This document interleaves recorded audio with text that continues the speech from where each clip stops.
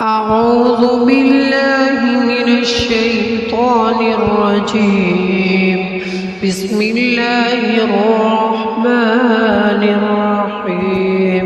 سبح اسم ربك الأعلى الذي خلق فسوى والذي قدر فهدى والذي أخرج المرعى فجعله غثاء أحوى.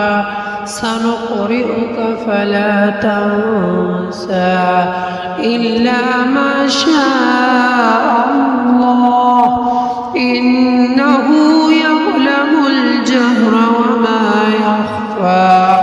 ونيسرك لليسرى فذكر إن نفعت الذكرى سيذكر من يخشى ويتجنبها الأشقى الذي يصلى النار الكبرى ثم لا يموت فيها ولا يحيا. قد أفلح من تزكى وذكر اسم ربه فصلى.